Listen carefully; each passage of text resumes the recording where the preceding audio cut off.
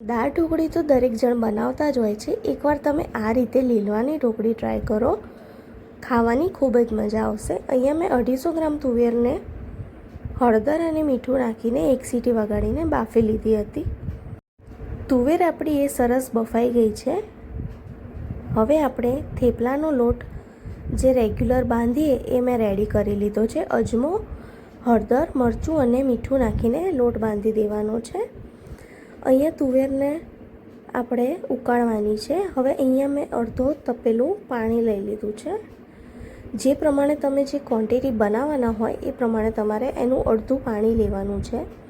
હવે આપણે એમાં અડધી ચમચી હળદર, 1 ચમચી ધાણા જીરું પાવડર, સ્વાદ પ્રમાણે મીઠું, એક મોટું કટ કરેલું ટામેટું એડ કરવાનું છે.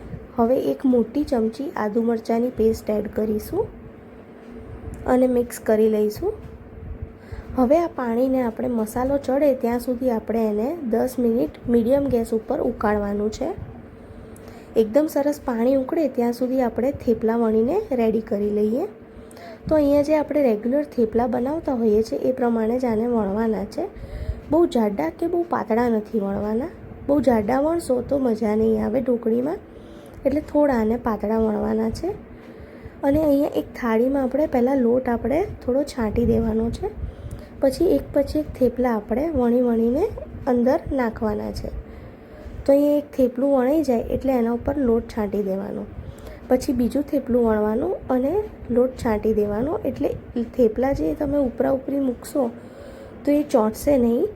અહીંયા હું 9થી 10 જેટલા થેપલા વણું છું. તમે જે પ્રમાણે ક્વોન્ટિટીમાં બનાવતા હોય એ પ્રમાણે તમારે એડ કરવાના છે. હવે આપણું પાણી એકદમ સરસ ઉકળી ગયું છે, મસાલો પણ ચડી ગયો છે. તો હવે આપણે જે ઢોકળી માટે જે થેપલા વણીને રાખ્યા એને આપણે કટ કરીને એડ કરવાના છે. તો અહીંયા હું એક થેપલા લઈને કટ કરીને એડ કરી દઈશ.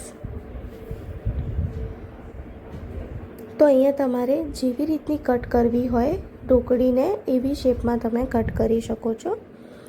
ઘણા ગોળ પણ કરતા હોય છે, પણ આ રીતે કરશો તો ખાવાની ખૂબ જ મજા આવશે. એકદમ છૂટી અને એકદમ પાતળી અને સરસ બનશે. તો અહીંયા હું આવી રીતે કટ કરી દઈશ. હવે આને છૂટી પાડીને આપણે ઢોકળીમાં એડ કરવાની છે.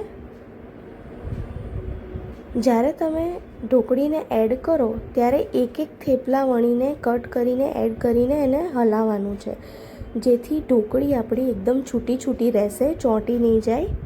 એટલે આ વાતનું ખાસ ધ્યાન રાખવાનું. એક એડ કરીશું અને આપણે એને હલાવી લઈશું. હવે એવી જ રીતે અહીંયા હું બીજી પણ કટ કરી લઉં છું અને એને આપણે એડ કરવાની છે.